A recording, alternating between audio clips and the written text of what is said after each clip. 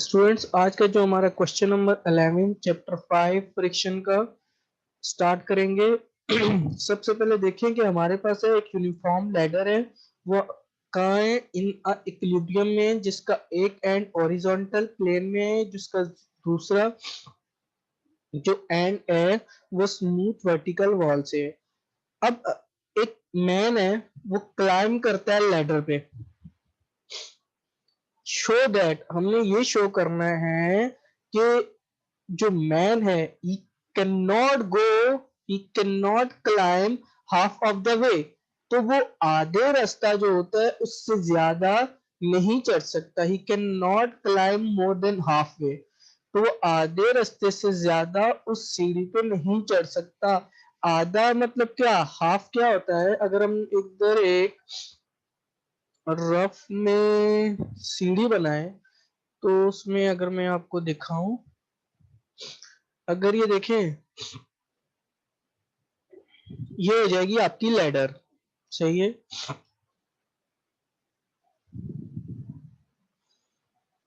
ये आपकी लैडर है, सॉरी ये वॉल है।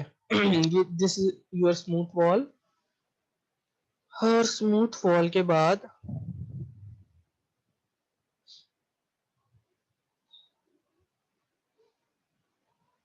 एक हम बनाएंगे इसकी, ये एक लैडर बनाएंगे। ये आपकी बन जाएगी एक लैडर।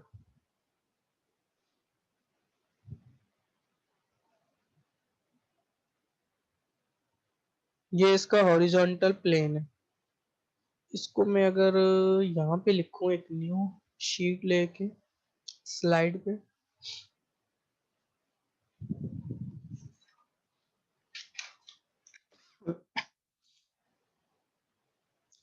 ये आपकी हो जाएगी स्मूथ वॉल। और ये हो जाएगा आपकी लैडर।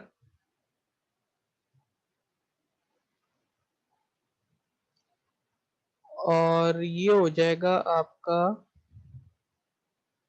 हॉरिजॉन्टल प्लेन के साथ जो बना रहा है। ये तो बन गया। अब अगर आपको एक बात याद होगी कि हम क्या करते थे, इसके अंदर मिड पॉइंट कहाँ लेते थे? सेंटर में। अगर हम सेंटर में मिड पॉइंट लेते हैं तो उसने क्या कहा था कि वो हाफ से ज्यादा नहीं जा सकता। तो हाफ हमारा क्या बनता है? मिड पॉइंट में। मींस जो आपका एक्स आना चाहिए वो किसके इक्वल होना चाहिए? एल के इक्वल होना चाहिए। तो अभी ये स्टार्ट करते हैं। सारी चीजें वैसे ही रहेंगी। लैडर का केस है। फ्रिक्शन आपकी हो जाएगी यहाँ पे। इसको हम किसी और कलर से कर लेते हैं।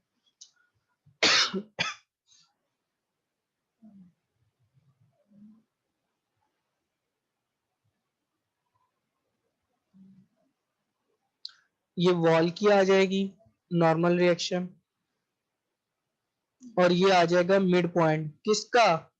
सेंटर ऑफ ग्रेविटी का। उसने बोला ये सेंटर ऑफ ग्रेविटी जो जी यहाँ पे है वो हाफ से ज्यादा, इस जगह से ज्यादा ऊपर बंदा नहीं जा सकता। तो इसका मतलब ये है कि जो आंसर आपका आएगा वो किसके इक्वल आना चाहिए? अगर हम L/2 ले रहे हैं तो L/2 आना चाहिए, वरना अभी इसकी अगर हम करें तो ए से लेके बी जो हमारा हो जाएगा वो कितना हो जाएगा?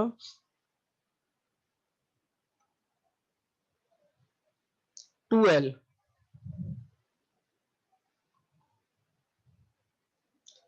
और बी से लेके जो जी होता है, ए से लेके जी, ये आपको प्रूव करना है कि जो आपका ए से लेके जी तक का जो फासला है वो आपने निकालना है कितना हो सकता है।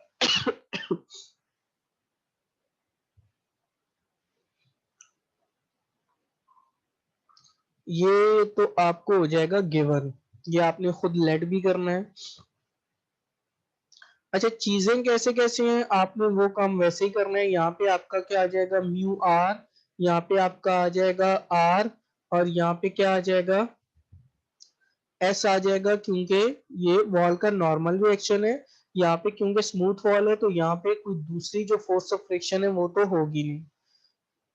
अब हम स्टार्ट वैसे ही करेंगे, इसको स्टार्ट इसका वैसे ही हमने लेना है जो जो वैल्यू आपके पास है।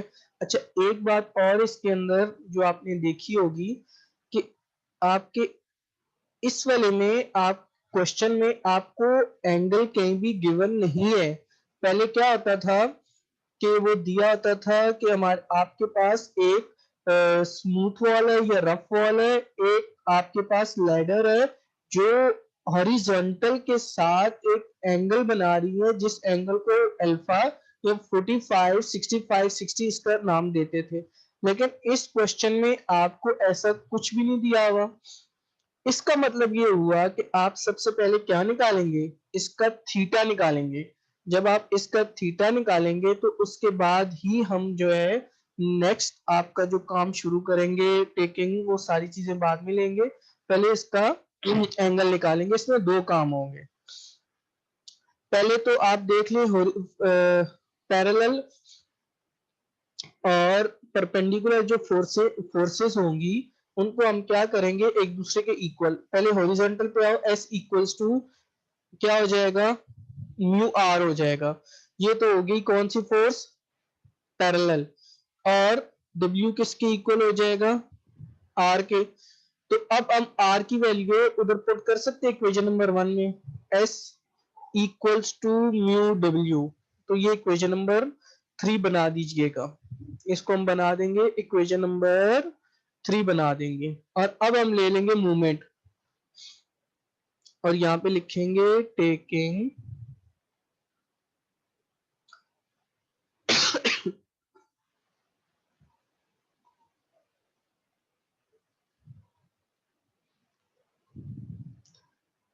Taking movement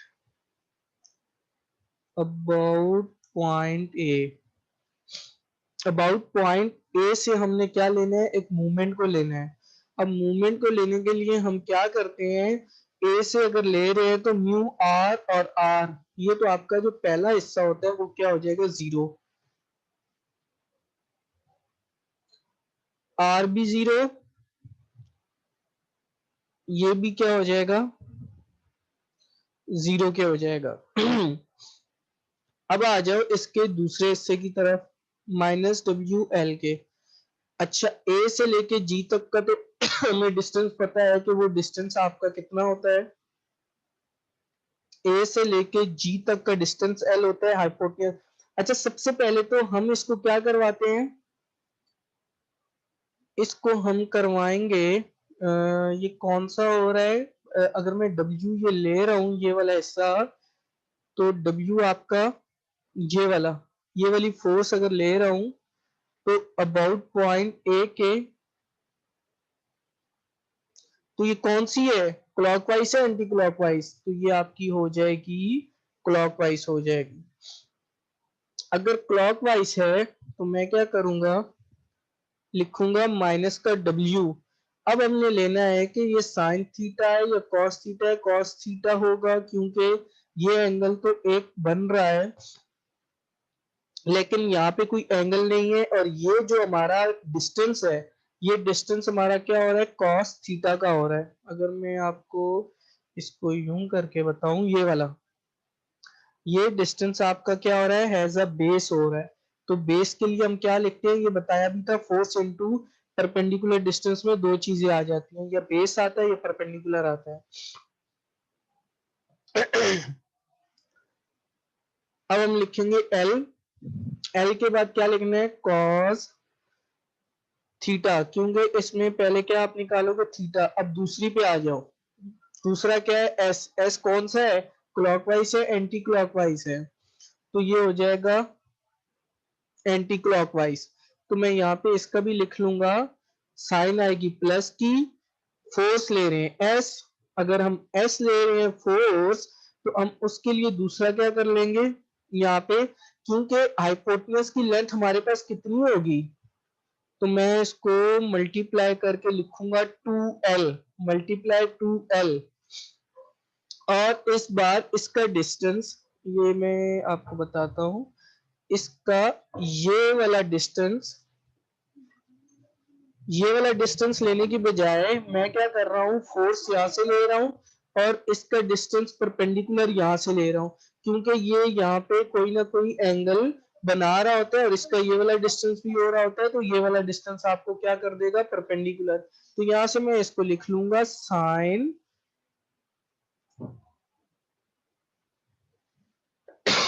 theta equals to 0। Equals to 0 क्यों किया, क्योंकि हमारे पास सिस्टम इक्विलिब्रियम में है। अच्छा, ये चीज करने के बाद यहाँ से एंगल निकालेंगे। नेक्स्ट जो स्टेप है हम इसका देखेंगे पीडीएफ से। तो ये देखें, यहाँ से हमने म्यू आर और आर को 0 कर दिया। ये माइनस का डब्ल्यू एल कॉस थीटा उधर जाएगा, प्लस का हो जाएगा। अगर मुझे टेन थीटा चाहिए, यहाँ पे ये साइन अपॉन कॉस कीजिएगा। ये वाला जो हिस्सा है, ये इसको आप, मैं यहाँ पे लिख भी देता हूँ।